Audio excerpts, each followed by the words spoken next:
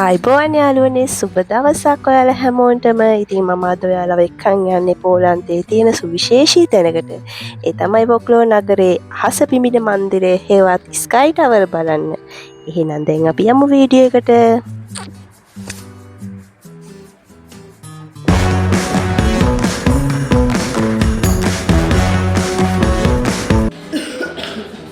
ඔන්න එහෙනම් අපි දැන් ආවා ප්‍රවේශ පත්‍රයක් ගන්න. ඉතින් ඔයාලට ඔන්ලයින් හරහත් ගන්න පුළුවන්. නැතිනම් මෙතනට ඇවිල්ලා ලබා ගන්න පුළුවන්. පෝලන්ත ස්ලොටි 50ක් වගේ තමයි වෙන්නේ ටිකට් එක. ඉතින් දැන් අපි ලිෆ්ට් එකේ යන්න හදන්නේ. අපිට යන්න තියෙන්නේ 49 වෙනි තට්ටුවට. ඉතින් බලන් ඉන්න. ඉතින් මේක තමයි පෝලන්තයේ තියෙන උසම ගොඩනැගිලි අතරින් එකක්. ඒ වගේම මුළු නගරයම එකම තැනක ඉඳන් බලන්න පුළුවන් හොඳම තැන. දැන් අපි 49 වෙනි තට්ටුවට ඇවිත් තියෙන්නේ. ඉතින් ඔයාලට දැක ගන්න පුළුවන්. ඒතර මේක සුවිශේෂී දෙයක්. මේ තමයි ස්ටැචු එක. ඉතින් ඔයාලට පේනවනේ මේකේ තට්ටු 50 ගාණක් තියෙනවා. ඉතින් අපිට බලන්න තියෙන්නේ 49 වෙනි තට්ටුව තමයි විවෘත කරලා තියෙන්නේ. ඇත්තටම පුදුම ලස්සනයි මේක ඇතුළත්. ඒ වගේම මේක ඇතුලේ රෙස්ටෝරන්ට්, ආහාර පාන මේ සෑම දෙයක්ම තියෙනවා. ඉතින් මේ ගොඩනැගිල්ල ගැන කිව්වොත් මෙහි උස මීටර් 212ක් වෙනවා. මෙහි ඇතුලේ සාප්පු සංකීර්ණ, සුපභෝගී නිවාස, කාර්යාල ඒ හැම දෙයක්ම පිහිටලා තියෙනවා. ඉතින් සංචාරකයන්ට වැදගත් වෙන්නේ 49 වෙනි තට්ටුව. මොකද එතනට ආවම තමයි මුළු වෝක්ලෝ නගරයම බලා ගන්න පුළුවන් ඔයාලට. ඉතින් බලන්න කොච්චර ලස්සනද කියලා. මෙතන ඉඳන් මුළු වෝක්ලෝ නගරයම අංශක 360ක දර්ශනයකින් දැක ගන්න පුළුවන්. නගරයේ තියෙන ගොඩනැගිලි, ගංගා, ඈතින් පේන කඳු හරිම අපූරුයි. මෙහි හිරු බැස යන වෙලාවට ආවනම් මීටත් වඩා ලස්සනට මේ මුළු නගරයම රන්වන් පාටි බැබලෙන්න ගන්නවා. ඉතින් ඔයාලට පුළුවන් වෝක්ලෝ නගරයට ආවම අනිවාර්යයෙන් මේ ස්කයි ටවර් එක බලන්න. ඇත්තටම පුදුම ලස්සනයි. ඉතින් උඩින් බලනකොට බයක් හිතෙනවා. ඒ වුණාට ඇත්තටම ලස්සනයි. එකම තට්ටුවක ඉඳන් මුළු නගරයක්ම බලන්න පුළුවන් නම් ඒක සුවිශේෂී අත්දැකීමක්. ඇත්තටම මේක ඇතුළත් ලස්සනයි.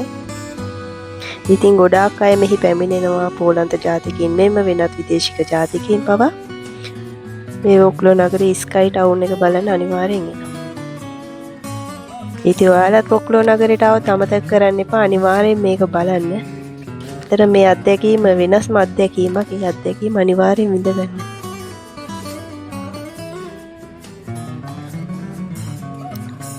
ඉතින් මමත් මගේ යාළුවත් තමයි ආවේ. යාගේ බබාලා දෙන්නත් එක්ක.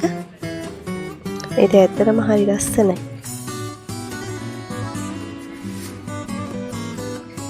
ටිකක් ඉතින් කලහකාරී තමයි. ඉතින් ගොඩනැගිල්ලක් බලන්න එනකොට ඉතින් සෙනග ඉන්නවා. ඇත්තටම හරිම ලස්සනයි. එතම ඇසට ප්‍රියජනකයි. ඉතින් ඔයාලත් උත්සාහ කරලා බලන්න වෝක්ලෝ නගරේ පෝලන්තයේ ඉන්න ශ්‍රී ලාංකිකයෝ. පුළුවන් නම් වෝක්ලෝ නගරයට ඇවිල්ලා මේ දර්ශනය ලබා ගන්න. මේ අත්දැකීම විඳ ගන්න.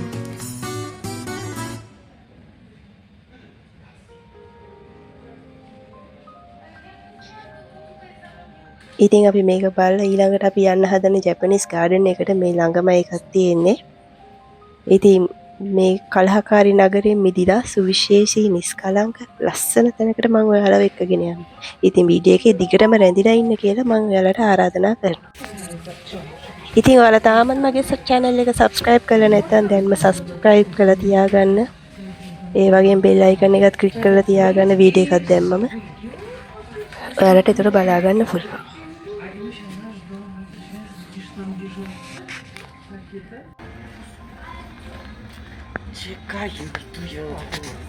බලන්න කනිත් බිල්ඩින් පේන පොඩියනේ. ඒක කොච්චර ලොකු වුණත් මේ තට්ටුවෙන් ගියායින් පස්සේ ඒක පොඩියට අපිට පේන්නේ.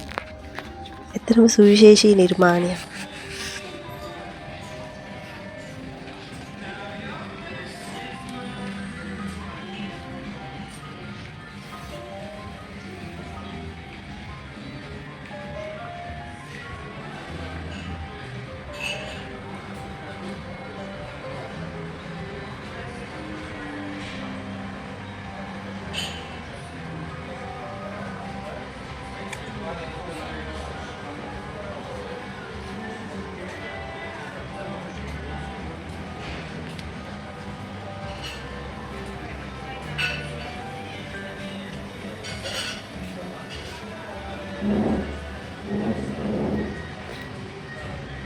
ඉතින් මේක ඇතුළේම අවන්හලක් තියෙනවා.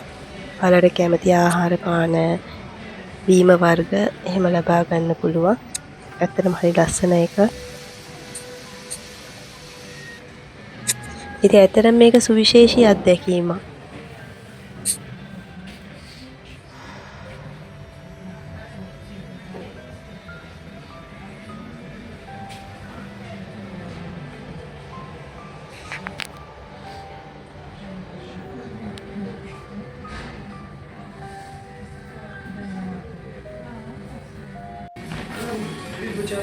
මේ ඉන්නේ අපේ දඟමල්ල දියානා.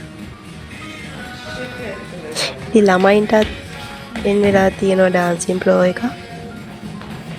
දකින්න ඇති එක ටච් ස්ක්‍රීන් එකක් තියෙන එකේ.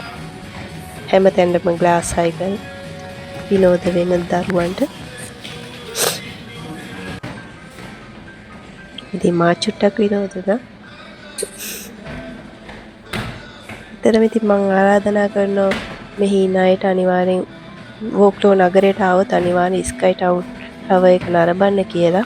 ඒක සුවිශේෂී අත්දැකීමක්. ඒක මෙහෙම දකින්නට වඩා එතනට ගියායින් පස්සේ එතරම් වෙනත්ම අත්දැකීමක්.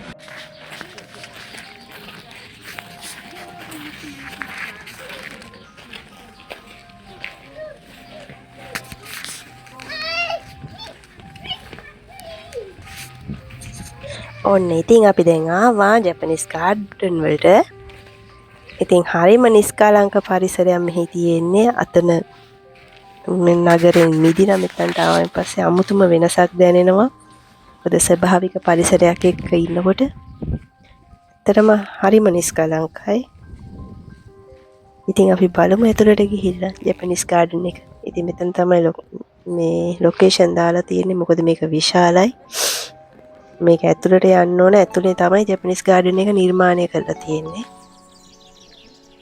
ඉතින් යවට පරිසරයත් හරිම ලස්සනයි. ඔයාලට වෙනස්ම අත්දැකීමක් වෙයි මේක. ඉතින් අපි යමු දැන්. ඔන්න දියානන ඉස්සර වෙලා යනවා හොඳේ. ඉතින් ඔයාලට පේනවා ඇති මෙහි කෙලින් පාරවල් නැහැ. ඔක්කොම වංගු සහිතව පාලම් පවා වංගු සහිතව තමයි හදලා තියෙන්නේ. මොකද ඒකට හේතුව නපුරු බලවේග වලට කෙලින් ගමන් කළ හැකි වුවත් හොඳ වංගු සහිත තැන්වල යා නොහැකි කියලා තමයි ජපන් විශ්වාස කරන්නේ. මොකද නපුරු බලවේග වලට වංගු වලින් යන්න බැහැ කියන විශ්වාසය තමයි ජපන්ු විශ්වාස කරන්නේ. ඒ හින්දා හැම තැනකම වංගු සහිත පාරවල් තමයි මෙහි දක්නට ලැබෙන්නේ. ඇත්තටම මෙහි ජපානයට අයත් විවිධ ශාක වර්ග තියෙනවා ගොඩක්. ඒ වගේම ලොකු ගස් තියෙනවා. මොකද දැන් තමයි සීත කාලය ඉවරලා සමයක පටන් ගත්තේ. ඉතින් තාම කොළ හැදිලා නැහැ සමහර ගස්වල. කොහොමද මේ උද්‍යානයේ විවෘත වෙලා තියෙන්නේ අප්‍රේල් මාසේ ඉඳන් ඔක්තෝබර් වගේ වෙනකම් විතරයි. සමයකට විතරයි. මොකද සීත කාලේට මේක සම්පූර්ණයෙන් වහලා තියෙන්නේ. ඒ වුණාට හරිම ලස්සනයි. හරිම නිස්කලංකයි. ඇත්තටම සිතට අමුතුම හැඟීමක් එනවා ස්වභාවික පරිසරයත් එක්ක ගැටෙද්දී. ඉතින් මේ වගේ මල් පිපිලා තියෙනවා.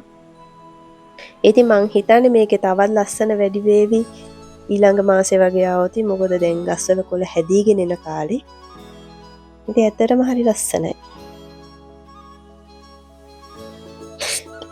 ඉතින් මේ උයන නිර්මාණය කරලා තියෙන නියම ජපන් කලාවට අනුව ඔයාලට තව ඉස්සරහට දැක ගන්න පුළුවන් වේවි.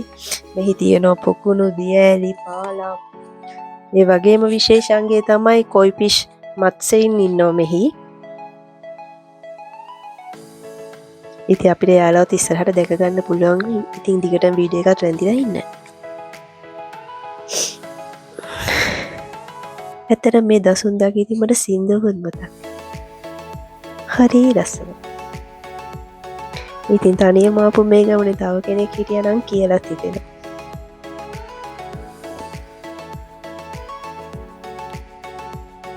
ඇත්තටම හරිම සුන්දරයි. ඉතින් අපි සබහා ධර්මයට ආදරය කරන්න ඕන. ඉතින් මෙතනින් තමයි අපිට ප්‍රවේශපත්‍රය ලබා ගන්නේ. මෙහි ප්‍රවේශපත්‍රය ස්ලොට් 20ක් වගේ. ඉතින් මේ තමයි ප්‍රධාන දොරටුව ඇතුල් වෙන. ඉතින් ජපන් භාෂාවෙන් කියන්නේ යුකියාමෙන් කියන දොරටුව. ඉතින් ඉතින් මේක සුවිශේෂී තැනක්. එන හැමෝම මෙතනට කාසියක් දාලා ප්‍රාර්ථනාවක් කරනවා. එයාලා හිතන්නේ මේකෙන් වාසනාව ලැබෙනවා කියලා. ඉතින් මේ ගත්තු ෆොටෝ ටික මේනේ දියානා. ඉතින් ඇත්තටම ලස්සන මල් පිපිලා තියෙනවා. ඉතින් ඔයාලට බලන්න පුළුවන්. හරියට නිකන් ජපානයේ ඉන්නවා වගේ. ඉතින් අපි ඇත්තටම පරිසරයට ආදරය කරන්න ඕන. ගහකොළට, සතා සිව්පාවුන්ට, ඒ වගේ මිනිස්සුන්ට ආදරය, කරුණාව හැමෝටම දක්වන්න ඕන. මොකද පරිසරය රැකගත්තොත් තමයි අපිත් රැකෙන්නේ කියන එක අනිවාර්යෙන් මතක තියාගන්න ඕන. පරිසරය විනාශ නොකර. එතකොට මේ වගේ ව්‍යසනයන් වලට මුහුණ දීමට සිදු වෙන්නේ නැහැ. අපි පරිසරයට ආදරය කරොත් එය පෙරලා අපට ආපහු ලැබෙනවා. ඉතින් අපේ යුතුයකම තමයි පරිසරය රැක ගැනීම. බලන්න කොච්චර නිස්කලංකද කියලා. මෙහි ගංගා, ඇලදොල, පොකුණු, මෙහි ගොඩාක්ම තියෙන පොකුණු. ඉතින් පොකුණු වල තමයි කොයි මස්සෙන් ඉන්නේ. ඉතින් එයාලට ගොඩක් අය ඇවිල්ලා කෑම දානවා. මොකද කෑම දාන්න තහනම් මෙහි. මොකද එයාලාගේ සෞඛ්‍ය ගැන හිතලා. ඉතින් මෙහෙ අය එහෙම කරන්න එපා. මොකද මේ උද්‍යානයේ කට්ටිය එයාලට කෑම ලබා දෙනවා. අමතරව කෑම දෙන්න අවශ්‍ය නැහැ. ඇත්තටම හරියම නිස්කලංක පරිසරයක් තියෙන ඉතින්.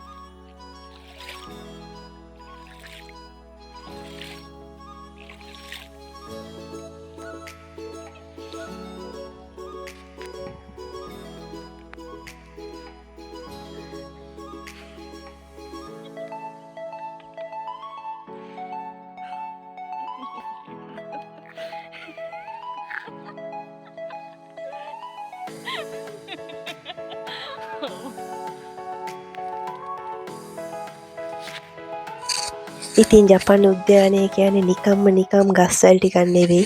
ඒක හරියට ජීවමාන සිතුවමක් වගේ.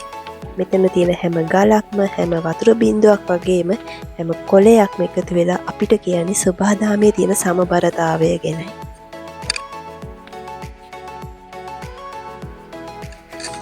ඉතින් බලන්න මේ පොකුණු දිහා නිසසලව ගලාගෙන යන වතුර පහරවල් අපේ හිතේ තියෙන පීඩනය අරන් යනවා වගේ.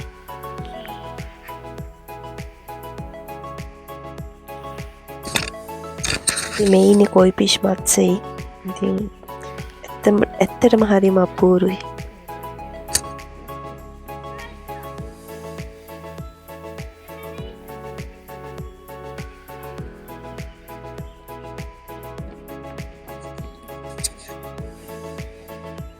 ඉතින් ඇත්තටම මේ සබහාදහම අපිට පණිවිඩයක් කියනවා. මොකද සබහාදහමට මිනිස්සයා නැතුව ජීවත් වෙන්න පුළුවන්. හැබැයි මිනිස්සයාට සබහාදහම නැතුව එක තප්පරයක්වත් ජීවත් වෙන්න බෑ. ඉතින් අපි මේක විනාශ නොකර මේ සබහාදහම රැක ගන්න ඕනි. මේකට අපි ආදරය කරන්න ඕනි.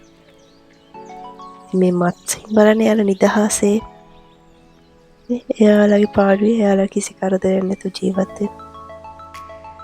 ඉතින් අපි යාලට කරදර නොකර අපි ජීවත් වෙන්න.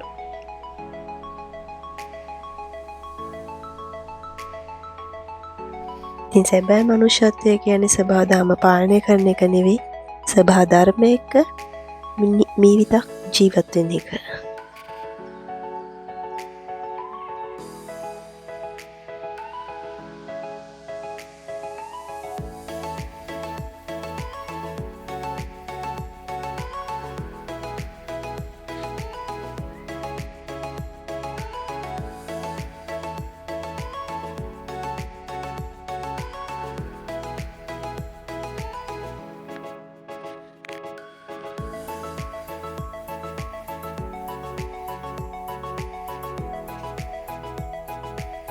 ඉතින් මේ උද්‍යානය ආරම්භ වෙලා තියෙන 1913 වසරේදී.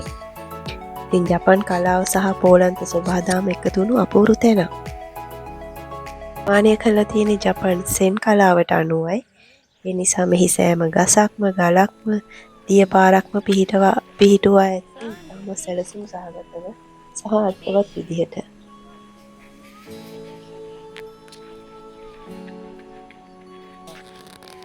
ඉතින් මේ කොයි ෆිෂ් මාළුවට කොයි කාප් කියලා කියනවා. ජපන් සංස්කෘතියට අනුව මේ මාළු වාසනාව සහ ධෛර්යය නොපසුබට උත්සාහය සංකේතවත් කරනවා. ඉතින් මෙහි රන්වන් පැහැති සුදු පැහැති කළු පැහැති කොයි ෆිෂ් ගොඩක් ඉන්නවා. සමහර මාළු ඉන්න අති විශාල. ඉතින් ඔයාලට ඉස්සරහදී දැක ගන්න පුළුවන් වෙයි. බලමු.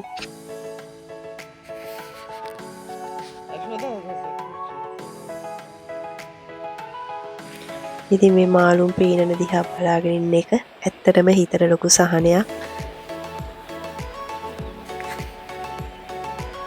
ඉතින් මේ උද්‍යානයේ ඇති සෑම ලී නිර්මාණයක්ම ජපානයෙන් ගෙන්නපු ඒවා සහ ජපන් ශිල්පීන්ගේ උපදෙස් මත නිර්මාණය වුණු ඒවා. ඉතින් මේ හිරු එළිය වැටෙනවා හරිම ලස්සනයි. හිරු බැස යන්නේ තව ටික වෙලාවක් වගේ තියෙන. ඇත්තටම හරිම ලස්සන පරිසරයක් තියෙන්නේ.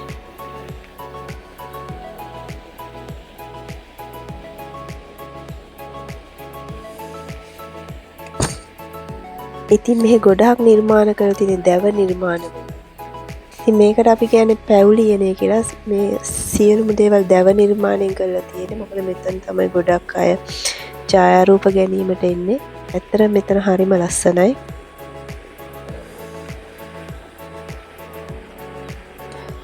ඉතින් මෙහි පරිසරය හරිම සංසුන්. ඇත්තටම හිතේ තියෙන පීඩනය අඩු කරගෙන නිදහස්සේ ඇවිදින්න යන්න පුළුවන්. මනසට සුවයක් දෙන පාරාදීසයක් වගේ. මේ වතුර වල සද්දය ඇහෙනකොට හිතට අමුතුම හැඟීමක් දැනෙනවා.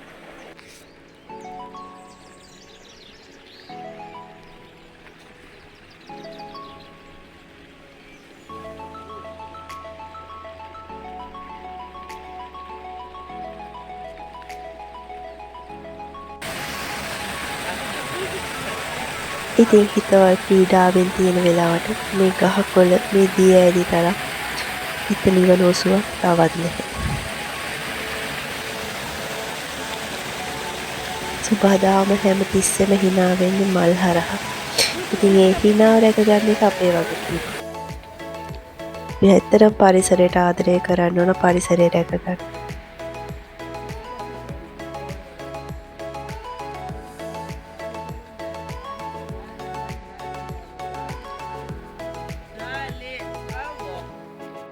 අපි පරිසරයට ආදරය කළොත් පරිසරය දසගුණයකින් අපට පෙරලා ආදරය කරනවා.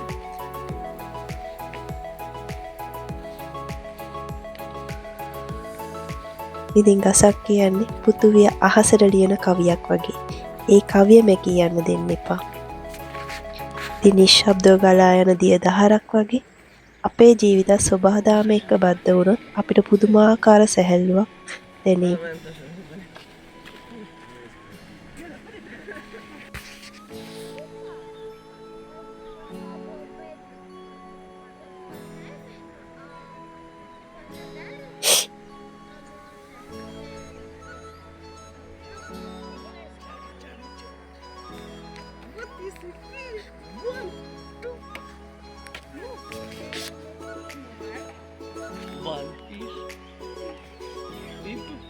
ඔන්න ඇවිල්ලා තවත් යාළුවෙක් පේනව නේද? ගෙලස්සන. එයා නම් ටිකක් ලොකුයි.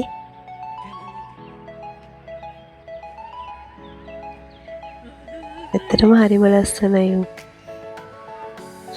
ඉතින් මෙයාලව රැකගන්න එක අපේ වගකීමක්. වව්.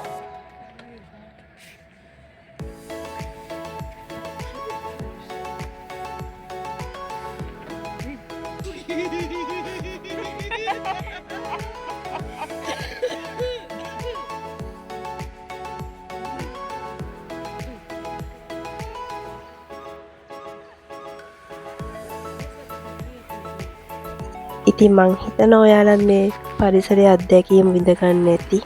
ඒ වගේම හිතට පුදුම සහනයක් ලැබෙන්නේ නැති, සැහැල්ලුවක් දැනෙන්නේ නැති. ඉතින් අපි සෝබාදහමෙන් උදුර ගන්නවට වඩා සෝබාදහමට යමක් ඉතිරි කරමු. මොකද පරිසරය රැකුණොත් විතරයි මිනිස්සු විදිහට අපිට රැකෙන්න පුළුවන්. ඉතින් අපි හැම වෙලේම සෝබාදහම රැකගෙන සෝබාදහමට ආදරය කරමු.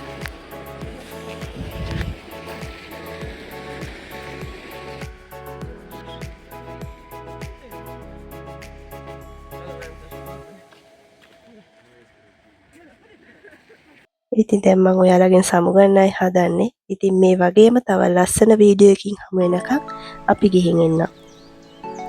ඔයාලා හැමෝටම සුබ දවසක්.